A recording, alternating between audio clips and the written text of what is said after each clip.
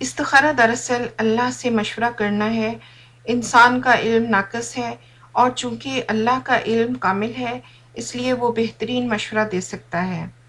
یہ اولاد آدم کی خوش بختی ہے اور یہ بدقسمتی کہ استخارہ نہ کیا جائے اور اللہ کی قضا پر نہ خوش ہو۔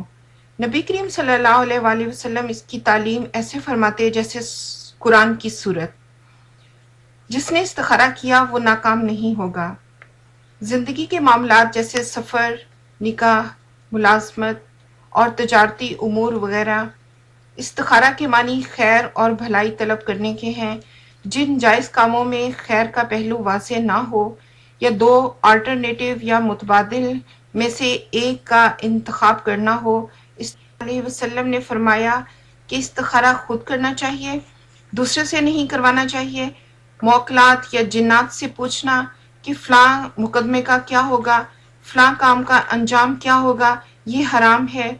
جن غیب کے علم سے مکمل طور پر جاہل ہیں ان سے آئندہ کی بات پوچھنا عقلاً حماقت ہے اور شرعاً حرام۔ ان کی غیب دانی کا اعتقاد کرنا کفر ہے۔ اگر کوئی عامل کہے کہ فلاں رشتہ دار نے جادو کروا دیا ہے اور اس کا نام کا پہلا حرف یا پورا نام بھی بتا دے تو اس کا یقین ہرگز نہ کریں، یہ بھی شیاطین کے تھرو ہوتا ہے اور حرام ہے۔ استخارہ سینٹر سے رابطہ کرنا حرام ہے اور خلاف سنت بھی۔ آج کل ایک تسبیح گھما کر استخارہ کیا جاتا ہے، یہ بھی خلاف سنت اور نبی کریم صلی اللہ علیہ وآلہ وسلم کے حکم کی صریحاً خلاف ورزی ہے۔ جہالت کی انتہا یہ ہے کہ استخارہ نکلوانے کے لیے پیسے وصول کیے جاتے ہیں، ٹیلی فون اور آن لائن استخارہ کیا جاتا ہے، یہ بھی ممنوع اور حرام ہے۔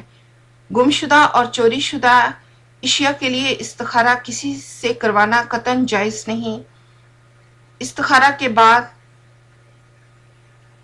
خواب میں اشارہ ملنا سنت سے ثابت نہیں۔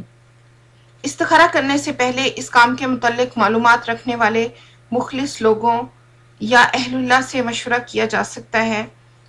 اگر یہ کام دنیا اور آخرت کے لیے بہتر ہوگا تو آسانی سے ہو جائے گا، اور اگر نہیں ہوگا تو خود بخود رکاوٹیں کھڑی ہو جائیں گی اور وہ کام نہیں ہوگا۔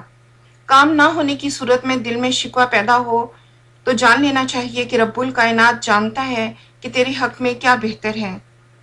استخارہ کرنے کا صحیح طریقہ یہ ہے کہ 2 رکعت نماز پڑھنے کے بعد درود شریف پڑھیں اور پھر دعائے استخارہ پڑھیں اور حاصل امرہ کی جگہ پر اپنی حاجت بیان کریں۔ یہ ایک دن کریں، دوسرے دن کریں۔ ابھی آپ کے دل میں خلجان موجود ہے اور آپ کا دل مطمئن نہیں ہوا ہے تو اسی طرح 7 دن کریں اور انشاءاللہ 7 دن کرنے کے بعد آپ کا دل ایک سائیڈ یعنی ہاں یا نہ کی طرف مطمئن ہو جائے گا، اور پھر آپ کا دل جس سائیڈ پر مطمئن ہو وہ کر لیں۔ یہی طریقہ ہے جس کی نبی کریم صلی اللہ علیہ وآلہ وسلم نے ہمیں تعلیم دی۔ اسی طرح آپ ہر وقت ہر کام کے لیے اللہ سے آس کر سکتے ہیں اور ہر کام کے لیے اللہ سے خیر طلب کریں، آپ کی دنیا اور آخرت بہترین ہو جائے گی۔ نیز یاد رکھیں یہ فیسلٹی ہمیں رب الکائنات نے دی ہے، اسے ضرور اویل کریں۔ اور محمد صلی اللہ علیہ وآلہ وسلم ہمارے رول ماڈل ہیں۔ دین پر عمل کر کے انہوں نے زندگی گزاری اور ہمیں گزار کر دکھائی کہ اس طرح زندگی گزارنی ہے۔ پلیز ان مذہبی دکانداروں سے بچیں، کیونکہ نبی کریم صلی اللہ علیہ وآلہ وسلم کی زندگی میں بھی مشکلیں اور مصیبتیں آئیں۔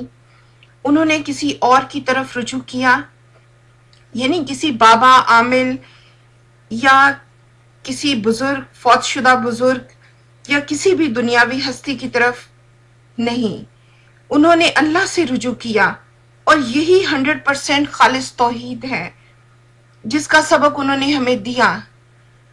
سو ہمیں بھی ہر قسم کی حالات میں اللہ سے رجوع کرنا ہے اور اللہ سے مدد یا دعا مانگنی چاہیے۔